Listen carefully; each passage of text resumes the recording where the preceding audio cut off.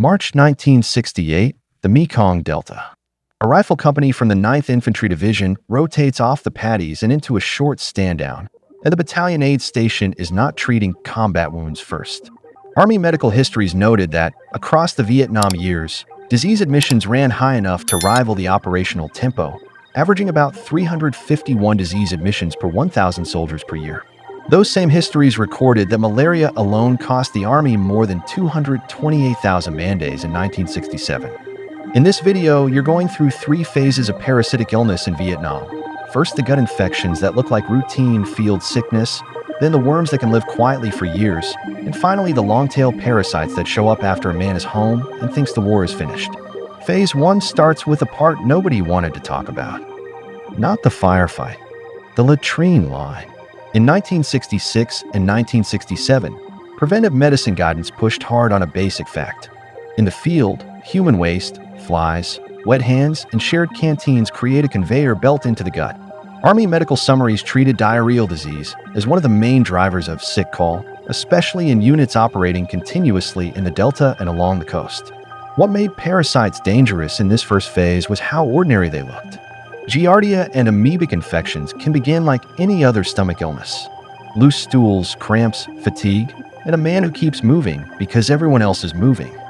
Hookworm and other soil-transmitted worms did not always announce themselves with dramatic symptoms. They just took a little blood at a time, and in the humidity, with poor appetite and constant sweating, that loss mattered. You can see the pressure points in the evacuation chain. Field medics try to keep men in the line with rehydration, rest, and what treatment was available. When it failed, the paperwork moved upward, company aidman to battalion to a clearing station, then to an evacuation hospital like the 24th at Long Binh or the 93rd, both of which handled large volumes of medical cases alongside trauma. Army medical histories noted that a large share of medical evacuations were for conditions that were not dramatic but were disabling. Men did not always say parasite. They said, "I can't keep anything in me." In later veteran recollections, the pattern is consistent. You were expected to treat gut trouble as part of the landscape, and you learned to work around it until you couldn't. That attitude is why Phase 2 gets worse. Because the parasites that truly stayed hidden were the ones you could carry out of Vietnam without realizing they were still there. Phase 2 is the quiet worm, the one that can survive on minimal symptoms and then punish the body later when the conditions change. Strongyloides stercoralis is the classic example. Army and tropical medicine references have long described it as a parasite that can persist because it can reinfect the host internally without needing the outside environment to complete its cycle. In practical terms, that means a soldier can be infected in Vietnam and still harbor it years later. In theater, it could look like nothing at all. Or it could look like the same looping complaints that never quite resolved: intermittent diarrhea, abdominal discomfort, unexplained rash, cough, and fatigue that came and went. Medical staff did what they could with the diagnostic tools of the time. But even good clinicians miss what they cannot easily confirm. And in a war zone, you triage to what is killing a man today. Army medical histories noted that many infectious threats in Vietnam were difficult to pin down quickly, particularly when symptoms overlapped and units were constantly shifting locations. The danger of strongyloides is not just persistence. It is what happens when the immune system is suppressed. Steroids, certain cancers, or other illnesses can open the door to a runaway form of infection, where the parasite multiplies aggressively and spreads beyond its usual limits. That is not a Vietnam-only problem. But Vietnam created a cohort of men exposed in wet soil, barefoot moments, shallow foxholes, and muddy riverbanks where skin contact with contaminated ground was routine. Other worms fit into this same hidden category. Hookworm could be acquired quietly and contribute to anemia over time. Some veterans would later be told they had high eosinophils on blood work, an indirect clue that something parasitic might still be present. In later interviews, some medics and corpsmen described the frustration of field medicine. Men would report stomach trouble for weeks, improve briefly, then relapse, and no one could guarantee the cause without a lab. That is why Phase 3 is worse. Because the final group of parasites is not defined by how common they were. It is defined by how long they can shadow a man, and how hard it is to connect late symptoms back to a place he left years earlier. Phase 3 is the long-tail parasite, the one that changes the meaning of home from the war. In Southeast Asia, several parasitic diseases can be acquired through water exposure or food, and some can remain in the body for a long time.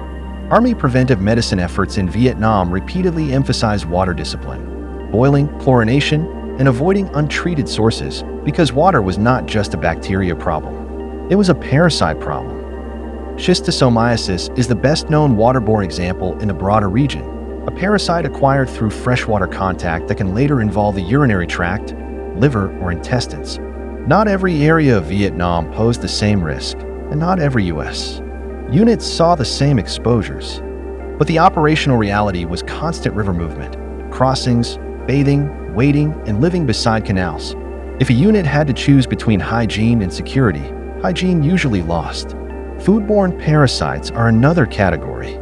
Liver flukes and related parasites are tied to eating undercooked fish in certain endemic zones. Again, this was not the dominant story for most American soldiers, but was a known hazard in the region and one more reason preventive medicine officers pushed hard on diet discipline, even when the local food looked safer than a dented C-ration can. The most common lay presentation was not a soldier walking into a clinic and saying, "I have a parasite from Vietnam." It was a man presenting with chronic abdominal complaints, unexplained weight loss, intermittent fevers, skin problems, anemia, or persistent fatigue. It was a physician seeing a lab abnormality and needing the patient to remember places and exposures from long ago. Army medical histories noted that the war produced a medical afterlife. Conditions that seemed minor in theater could become significant when they persisted, recurred, or were recognized late. In veteran recollections, you hear the same detail repeated in different ways. A man says he came home, went back to work, built a life, and then years later, he is told something in his blood work suggests a parasite. Or he is treated repeatedly for symptoms that never fully fit one diagnosis until someone asks, carefully, where he served and what the field conditions were like. This is the part that deserves plain respect. Hidden parasites did not just cause discomfort. They eroded readiness in Vietnam by thinning squads quietly. They clogged aid stations with problems that looked mundane until they weren't. And for some men, they followed them into old age as a reminder that the war did not always announce itself with shrapnel. For the veterans who lived it, the memory is often simple. You can prepare for bullets. You can prepare for mines. What you did not always prepare for was a living thing you could not see, taking up residence inside you, and waiting for the day your body gave it an opening.